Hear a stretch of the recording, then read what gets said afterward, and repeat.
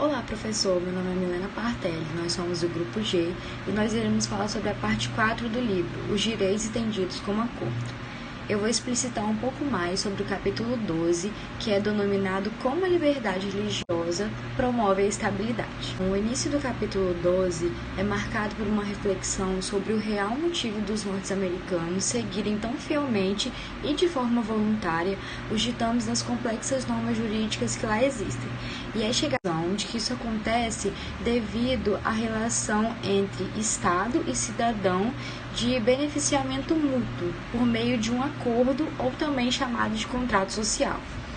Esse termo, contrato social, é um termo muito utilizado por filósofos para poder tratar da relação entre o homem e o Estado. Mas acredito eu que o contrato social ao qual o livro se refere é o contrato social de Rousseau, também denominada contrato social, que vai falar sobre a relação de associação e não submissão entre as partes. Bom, após entender o conceito de contrato social que é abordado no texto, fica fácil entender que as sociedades conseguirão manter um equilíbrio a partir da compreensão não somente dos seus direitos, mas também principalmente dos seus deveres. Durante todo o texto é falado sobre as vantagens e as desvantagens desse contrato social. Mas, afinal de contas, o que tudo isso tem a ver com o tema do nosso capítulo, a liberdade religiosa? Bom, a primeira emenda de 1917, que trata sobre o Congresso não fará lei que determine o estabelecimento de uma religião oficial ou proíba o livre exercício da religião, também pode ser analisado sobre o ponto de vista dos acordos, já que a liberdade religiosa é um dos principais direitos dentro da teoria liberal e também é tratada por meio de acordos e de pactos. Apesar da falsa impressão de que há uma abstenção estatal dentro da liberdade religiosa que vai causar o barateamento do direito, a realidade é que a liberdade religiosa custa muito mais do que a gente imagina. Bom, assim como as outras liberdades individuais, a liberdade religiosa também é fruto da cooperação do corpo heterogêneo que hoje rege as relações sociais no território dominado pelo Estado. Eu vou ler aqui agora uma citação do texto que eu acredito que seja muito proveitosa para a nossa análise. A liberdade religiosa, como qualquer outro direito jurídico, tem seu custo. A liberdade religiosa dá aos cidadãos o direito de buscar remédios jurídicos sempre que sua liberdade for infringida. Há casos em que a liberdade religiosa pode exigir que certos cidadãos sejam isentos de tal lei, que vai valer para todos os outros, e essas isenções podem custar caro. A liberdade religiosa é custosa num grau ainda maior. Isso porque implica a permanente disposição do governo para intervir de forma imparcial quando surgem tensões graves entre os grupos. Nos Estados Unidos, mas não somente nele, os conflitos religiosos causam um rombo de milhões de dólares aos cofres públicos. Isso porque o Estado não pode permitir que esses conflitos religiosos possam matar milhares de pessoas. Embora exista uma separação entre Estado e Igreja, sabemos então que a liberdade religiosa não funcionaria se o Estado não impusesse seus limites e suas regras. Isso porque é muito comum a utilização da liberdade religiosa para poder exprimir falácias repugnantes que derivam não da liberdade, mas sim da intolerância que acompanha o cidadão. Para poder concluir e não prolongar muito o vídeo, a gente chega à conclusão de que todos os acordos têm caráter não somente político, mas também moral. A partir do momento em que eu afirmo a minha liberdade individual, isso também pressupõe que todos os outros indivíduos, independentes das suas religiões, raças, crenças ou etnias, também possuem os mesmos direitos que eu possuo. A liberdade religiosa, assim como qualquer um dos direitos surgidos no século XVIII, não é um direito individual, mas sim de caráter social que vai contemplar um contrato de boa-fé entre as partes. Bom, se tratando do capítulo 13, que fala sobre os detentores de direitos como detentores de interesses, logo no primeiro parágrafo ele leva um questionamento a respeito de como essas pessoas que são possuidoras de propriedades são protegidas dessas pessoas que não possuem propriedade alguma. Por exemplo, já que é um dever, digamos, do Estado de proteger essas riquezas privadas, de pessoas que vivem com essa indignação dessa desigualdade social, já que a gente é o oitavo país com maior desigualdade social no momento. Ele levanta também um segundo questionamento, já ligado ao primeiro, que é como o Estado deve tratar os pobres, dado que um dos seus principais objetivos é proteger com eficácia os direitos às propriedades dos ricos. Ou seja, quando a gente olha para a educação, olha para a saúde e olha para o mercado de trabalho, essa seria a resposta mais clara. Eu protejo os pobres a partir do momento que eu forneço uma saúde de qualidade, uma educação de qualidade, um mercado de trabalho em alta, mas essa não é uma realidade quando a gente olha para o Brasil. Então, assim, é muito mais fácil para a população acreditar que para a população mais pobre acreditar e fazer sua parte quando acredita que a população rica está fazendo a sua parte também. Só que, outro fato interessante é que ele fala que a quantidade suficiente de alimento para impedi-los de cair em raiva ou no desespero. Ou seja, se eu forneço o básico, as pessoas elas não se rebelam, não questionam tanto quanto deveriam. Há também esse benefício de bem-estar social com seguro social, que pode ser um tático efeito, de tributação em troca de proteção, firmado entre o dono de propriedades e o Estado. Ainda no capítulo 13 é falado sobre os direitos como estratégia de inclusão social, ou seja, os direitos civis, como por exemplo o direito ao voto, e os direitos de bem-estar social, como por exemplo direito à alimentação, a emprego, são formas de fazer com que os menos favorecidos, os mais pobres, se sintam parte da sociedade, sintam que estão participando.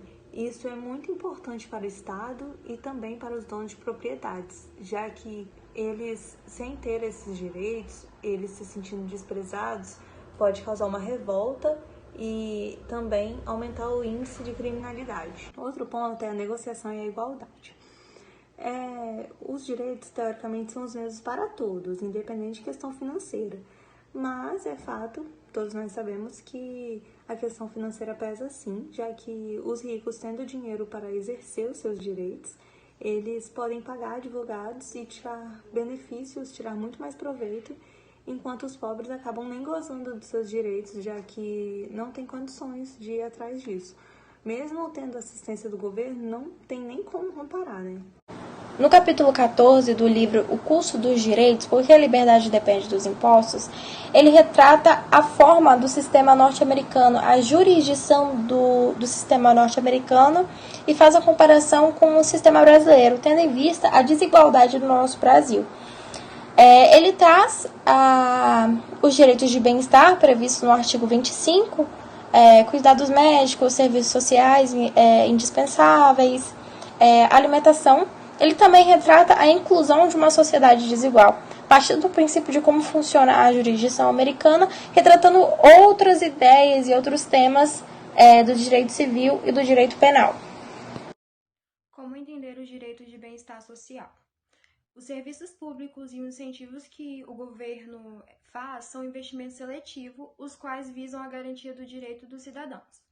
Esses direitos que o governo liberal utiliza, ele utiliza como forma de solucionar os problemas internos que acontecem na sociedade e também como forma de promover a cooperação social.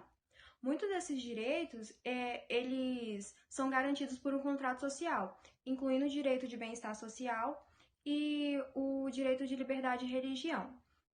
Esses direitos, eles têm o objetivo de promover uma melhor colaboração na sociedade. A educação pública é um ótimo exemplo desse investimento que o Estado faz, que, apesar de exigir um grande custo do Estado, a educação ela é um método em que o Estado ele vai investir a longo prazo nas habilidades humanas que serão essenciais para, no futuro, proporcionar o próprio funcionamento do Estado. Raça e cooperação social. Antes de 1860, os Estados Unidos eles privavam grande parte da sua população dos direitos que eram garantidos pela própria Constituição e pelo Common Law. Hoje, muitos grupos compreendem que os direitos eles possuem alto custo, principalmente quando estão relacionados aos direitos dos afro-americanos. Apesar da coexistência e da cooperação social ela ser de suma importância para a experiência política norte-americana, a partir do momento que essa diversidade cultural ela sofre um separatismo étnico, pode ocorrer um problema para a sociedade. Em contrapartida, se esses direitos eles forem vistos como um acordo social que geram benefícios mútuos e também ajuda na cooperação social, ele tem uma maior probabilidade de ser aceito por mais cidadãos. Os direitos pessoais como bens comunitários. Os direitos norte-americanos são objetos artificiais criados e conservados pela comunidade com o objetivo de proporcionar uma melhor qualidade de vida, tanto individual quanto a qualidade de vida coletiva. Esses direitos são essenciais, pois como os Estados Unidos ele é um país em que há a presença de bastante diversidade cultural, se esses direitos são distribuídos de forma estratégica, ele pode aliviar as tensões existentes na sociedade e também promover uma melhor cooperação social. Um ótimo exemplo sobre isso é a liberdade religiosa, que permite que grupos rivais eles participem de processos democráticos na tomada de decisões e também essa liberdade de religião permite que a própria sociedade resolva seus problemas, apesar da diversidade nos grupos religiosos. Existem também outros direitos que são garantidos pela coletividade porque são vistos como bens coletivos. Por exemplo, quando contribuem com assistência jurídica aos pobres, o contribuinte ele não só realiza algo concreto para essas pessoas, mas também ele faz um gesto de inclusão. Vale ressaltar que os direitos de bem-estar social têm essa mesma finalidade de inclusão. Para concluir, então, a gente viu no livro O Custo dos Direitos que todas as liberdades privadas, elas têm um custo público. Todos os direitos são licenças para que as pessoas elas busquem seus objetivos pessoais e conjuntos, utilizando dos bens coletivos. Concebido com um aspecto das finanças públicas, os direitos jurídicos eles se apresentam como instrumento para a promoção do bem-estar humano. Essa promoção do bem-estar humano ela deve ser inicialmente financiada pelo poder público. Um dos nossos modelos sobre este aspecto é o decorrente dos contratos que transformam promessas em obrigações vinculantes.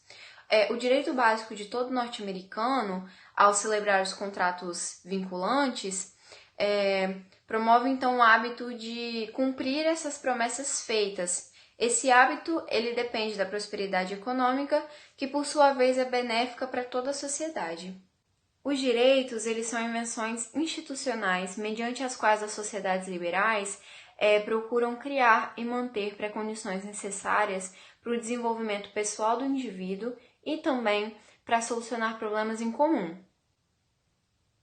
Se os direitos, então, são meios de auto-organização coletiva e de pré-condições para o desenvolvimento pessoal, sua garantia e proteção são naturalmente custosas. Na qualidade de serviços fornecidos pelo Estado com o intuito de melhorar o bem-estar social e coletivo, os direitos jurídicos, inclusive os constitucionais, eles pressupõem decisões políticas acerca de como canalizar os recursos escassos de modo mais eficaz, de acordo com as questões e também com as oportunidades que se tem em mãos. Sabe-se também que em situações de necessidade, os legisladores estaduais e federais eles podem reconfigurar os direitos tradicionais. Eles podem criar novos direitos, novas leis, e também eles podem abolir outras que não se encaixam naquele determinado momento, né, naquela determinada situação. Há um motivo, então, que os direitos eles não podem ser garantias concretas e uniformes. Essas garantias elas estão sujeitas às restrições orçamentárias que variam de ano para ano. A atenção ao custo dos direitos nos obriga a ver o bem público de maneira mais ampla, também nos proíbe de solucionar problemas sequencialmente, de acordo com o que eles nos chamam a atenção, e ainda nos forçam a oferecer pacotes de solução a uma larga gama de problemas sociais. Acima de tudo, nos mostra o quanto o investimento público são indispensáveis. O fato dos tribunais norte-americanos não estarem posicionados de maneira inteligente para resolver problemas acerca da distribuição de recursos públicos, ela é preocupante acerca das consequências que as decisões judiciais elas podem impor a um sistema responsável pelas finanças públicas.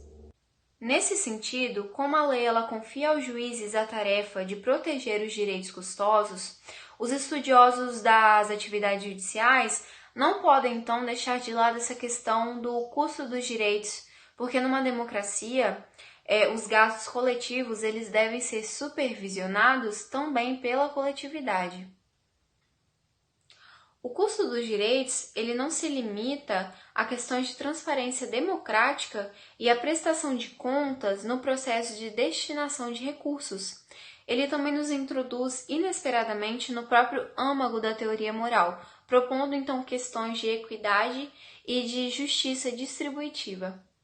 Os direitos, eles têm apoio do público porque permitem que pessoas em diferentes situações, elas colham os benefícios tanto pessoais quanto coletivos dessa cooperação mútua. Então, interpretar os direitos como investimentos do bem-estar feitos pela sociedade em benefício dela própria deve melhorar o nosso entendimento não somente do porquê esses direitos existem, mas também do seu caráter inevitavelmente redistributivo. Por fim, é concebível então que essa conceitualização ela estimule um debate público mais rico acerca de questões que vêm sendo deixadas de lado, como, por exemplo, saber se os investimentos particulares eles estão de maneira a produzir um ganho público suficiente. Também de saber se esses ônus e esses benefícios estão sendo distribuídos de modo equitativo.